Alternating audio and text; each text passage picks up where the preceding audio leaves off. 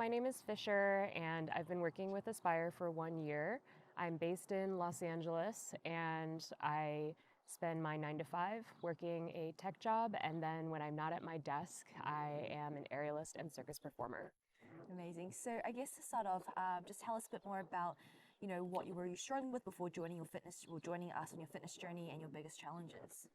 Yeah, so I grew up in a family that was somewhat fat phobic, and I have been told to think about my body and how it looks for my entire life. So I've tried a lot of different programs when it comes to trying to be vegetarian when I was younger, before vegan was a thing, all the way through keto, Whole30, all these different programs. I was in sports when I was younger and relatively active through college, but I had a little bit of a belly and wasn't fully satisfied with how I looked. And so throughout a lifetime of trying all these different programs, I was really trying to figure out maybe being lean and being fit wasn't really for me, or no program ever really stuck, and that maybe there's just something wrong with me. And it wasn't really until I talked with Chin Yang about what it's like to be an Asian woman and the cultural pressures that we have, and how I might be able to try a wellness program that would be holistic in matching my culture and allowing me to eat the things that I love. I still want to eat noodles and dumplings. I want to be able to accept my family's food. I was able to discover this program and see some pretty incredible results, honestly. Amazing. And I guess before joining, how did you feel about fitness, your body, and your confidence? Um, Confidence has been interesting because despite having a mixed relationship with my body, that I have felt pretty confident through having gone to modeling and acting training. I have gone through a Miss Virginia pageant, and as a performer, I felt really confident on stage, even if I didn't always love how the photos looked. That there was joy in the performance, even if I didn't feel like my body was perfect at that time. But what did end up happening was that in December of 22, I saw a performance photo of me that just really wrecked me. And it's interesting because I've met other performers who have had this similar experience where, you get all glammed up for the performance, and so you feel like you've put on your battle armor, your makeup, and your sparkly costume, and all of these things that you can control. And then sometimes you see these photos where you're like, oh, my body is really out of control and I don't really know what to do to make that better. I can put more gems on my costume, but how do I learn about how to take better care of myself? It made me feel a lot more confident and a lot more aligned in my own body to learn the different levers I could pull to take better care of myself. So I still remember when you first joined, a big thing that stood out to me was your relationship with food. A lot of beliefs that perhaps came from what you've seen on social media or how you've grown up. How has your relationship with food changed since joining Aspire? Yeah, for context, the environment that I grew up in is that I have immigrant parents who grew up in China during the famine. So this was around 1961 to 64. And so there was a lot of food scarcity in my household. I mean, they were growing up in an environment where I remember my dad telling me that his sister would eat first and he would scrape the edges of the bowl after she was done eating. So food scarcity was very present as a mindset in my house, which also taught us that you eat every single grain of rice that's on your plate, and you eat everything off of every plate that's been cooked for dinner that night. So I had no intuition about my serving sizes and when I was full, because for the first 30 years of my life, I was basically trained to not listen to my own hunger cues, but really go off of is there food still left over? Are we creating waste? And food waste was the biggest problem in the household, rather than how we were feeling and how we were taking care of our bodies.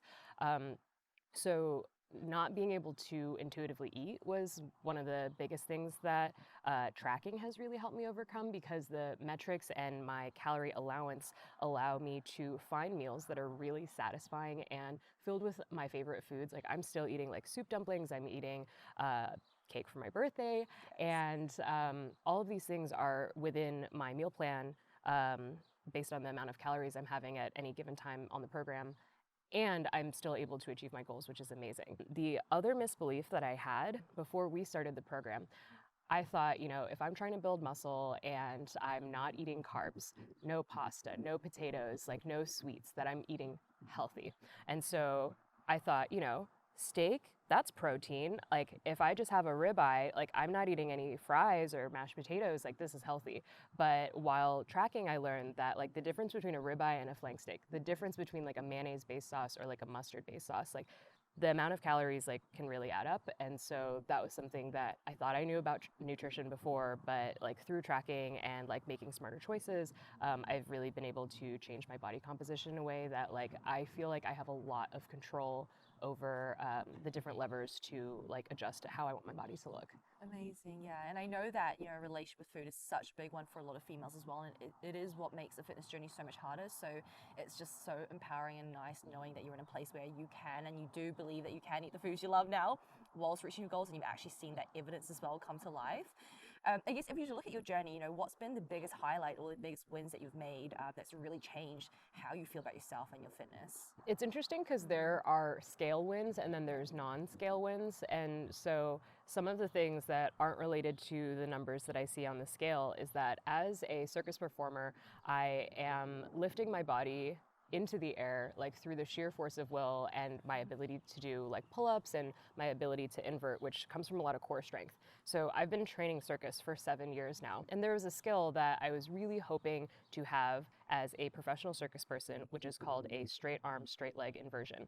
And before I was able to do it with bent arms, and that's the easier version. And because I was carrying a lot of weight, it was really hard for me to fully invert with straight arms. But through my strength training program, as well as losing a lot of extra weight, I have been able to achieve the skill that in the last 7 years I wasn't able to accomplish, both based on how strong I was and the extra weight that I was carrying around. So it's helping me be a better performer and to be able to have better stamina in the air. In terms of physical changes that I've noticed, I remember when I had to put more holes in my belts and the dresses that I used to only be able to like wear while standing, jeans that we call standing jeans, all of a sudden became so baggy I could like put both of my hands like in the waistband of my pants, and like the dresses weren't hanging in the right way. And I was like, wow, like even in places that I might not have expected, like underneath my like arms along my ribs, like all of these like different body changes were happening. Amazing. And then in terms of like weight loss, how much have you managed to lose whilst eating the foods you love? Yeah, so when I first started this program, I was 156 pounds, and through the first cut, we lost 20 pounds. And I was blown away because I just didn't think that it was going to happen for me. Like, plus or minus 5 pounds is maybe the difference between like eating pho or not. Yeah. And to be able to lose that amount of weight and have like the people around me notice and to like have my clothes changed, like it was really inspiring and empowering to know that like all of this stuff is teachable. It's not just purely based on genetics, and like with focus and consistency that like anyone can achieve their goals, but a lot of times you have to fix your mindset and fix your education. And you mentioned obviously you tried a lot of other programs before, right? And I think most people have. What makes Aspire different from what you've tried before? Something that I think is really important about this program and really brought me into it above all the other ones is the level of personal curation to the foods that I want to eat, what's realistic for the timelines that I'm able to manage with the events in my life. Not only that, I remember like the reason why I was following you in the first place was I was looking for other Asian fitness content creators because I think that there is something in the genetic makeup of like we might naturally have bigger calves, and that's just like something that we can't beat from biology, but it also means that we don't have to do calf raises. But at the same time, it's like we grew up eating rice-based dishes, and that's the type of stuff that our body likes. And so I'm still able to eat rice on this program, and so many of my friends are really surprised that like I've been able to eat more carbs on this program than in any other diet that they've ever heard of. And so I'm really happy that it fits into my lifestyle. And I guess for anyone watching who's perhaps on the fence of joining, but they're scared because they still have the same mindset, but I travel too much, work's really busy. What if I can't enjoy the foods I love, right? Like I can't be super strict on something. What would you say to them? One of the things that you said to me that really made me decide right then and there that we're going to get started working together is that the time is going to pass no matter what. And there's no better time to learn about how to better take care of yourself. I see my investment into Aspire as an educational course and not a short-term diet solution. When I first signed on in July, I thought that I would have the results that I wanted by August. And I told that to my coaches, and they're like, that's not really what this program is for. And it took me maybe about 3 months to adjust some of my original like misinformation and like poor mindset about what this type of program is and what I could get out of it. But the learnings that I have are going to serve me for a lifetime. And that's things around emotional eating. It's things about the different levers that I can pull to like control how my body looks. And it's the like form checks in the weight room that I'm like, these are all things that I'm learning. These are not like temporary things that you give to us that like we have to give back to you when we stop working with you. We get to keep this education forever. And so like, you know, people spend on tuition for colleges, they spend on like coding boot camps. And so this is me spending money on learning how to better take care of myself, and I get to keep that forever. So for me, it's absolutely worth it. Yeah, education is power, right? Like knowledge is power, and again, like something I really preach is like we're not here just to give you a small plan to follow. That's not very empowering. Like just being like I'm blindly following a plan to reach X body. What happens when that plan disappears? Oh, I don't know. I'm just going to follow it blindly, right? So it really is about knowledge. I guess to wrap up, then, like you know, if you were to leave the viewer with just one piece of advice or something you want to tell them, what would you say? One piece of advice I have for someone who is considering joining Aspire is that there are a lot of other programs out there. There's so much content on the internet. And if you could have done it on your own with the content that's freely available and publicly available, you would have done it by now.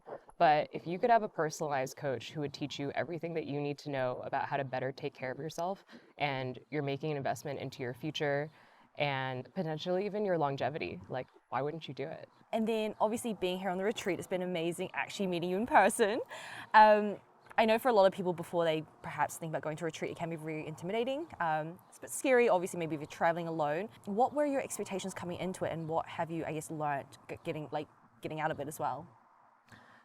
When I was thinking about coming to this retreat, I was mostly looking forward to the photo shoot, and I knew that we would get some in-person gym time. And so I think those are the obvious parts of the retreat, and you know, it's on the itinerary. And when you think of a wellness retreat, you're like, oh, sound healing, meditation, workout, photos. But what I didn't realize that I would get out of it is seeing another side of the coaches that I don't always see from the little Zoom screen or our WhatsApp chat.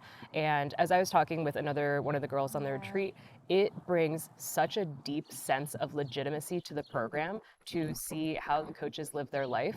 Last night we all sat together and ate ice cream, marshmallows, chocolate, and it turned you into real people for us, because like even on the drive up we were thinking like, oh, I wonder if they're like as wholesome and put together and like as rigid as we perceive them to be as our coaches. Are they these perfect untouchable people who have everything figured out? And through the dinners that we've been able to have together, as well as taking the car rides and all of these intimate little moments that you lose when you only interact with someone on a chat platform or through a video platform, that it really humanizes you. And we've been able to hear so much about your journeys and like your testimonials, and it has like given all of us a deeper appreciation for the work that you guys have done and the journeys that we're on as well. Amazing, thank you. Like honestly, I think authenticity is so important, right? Because again, like on social media, you only really see a surface level of what's going on in someone's life, and even for your own journey, I think it is so important to be like, well, these are my coaches, and this is how they're living, and actually that is the lifestyle I want, and it's not this like perhaps facade or something that's not achievable, but it really is because they are literally living that lifestyle, right? And with the photo shoot, how do you feel about it? Obviously, you've done shoots before, so you were a complete natural. But yeah, how did it feel? How did it go for you? So being based in LA, I have the luxury of having access to photographers a little bit more regularly than the average person, but oftentimes it's me and the photographer, and it is up to me to like figure out my poses and kind of like hype myself up. But having a cheerleading squad on the other side of the camera, where these are your coaches, they've seen the work that you've done, like they're here to celebrate you, and they are continuing with the coaching of like telling you how to do the most flattering poses so that you're getting the best out of this experience that you're having through the photo shoot, and really as like a metaphor for the experience that you're having with them as they're coaching you through like this moment in your life. I'm really excited for these photos to commemorate that entire experience. Yeah, honestly, like we're so proud of the whole journey that you've been through. Like we've obviously seen it from the sidelines, right? And like Izzy doesn't stop talking about the breakthroughs that you've made, and just how much effort and like energy you put into yourself as well. So I really hope that you also, you recognize that and you're also proud of yourself, because the fitness journey isn't easy, right? Like it really isn't. But you've just been so resilient as well, been so open-minded towards learning, and that is, so important as well. So yeah, I hope that, you really also see how much you put in as well for yourself. You're proud of yourself. Thank you. And I have so much gratitude for this program that you've put together. And some of the coaches I had never met before and I don't work with personally. And just like the entire staff of people that you've put together, even the different catering companies and the wellness coordinators here, like around the retreat, I can tell that you have like a really high standard and you have really great attention to detail. And then all of that we directly benefit from. And so like one of the things we talked about at dinner the other night was just like, as someone who is an executive in my own life, it's so nice to step in a space where I feel completely cared for and I fully trust all the experiences that you've designed for us, not just in our personalized fitness journeys, but just being at the retreat and having all of the decisions made for us in the best way where we can truly relax and just be here to receive. So thank you for that. Of course, thank you so much. Oh, I'm so grateful for you.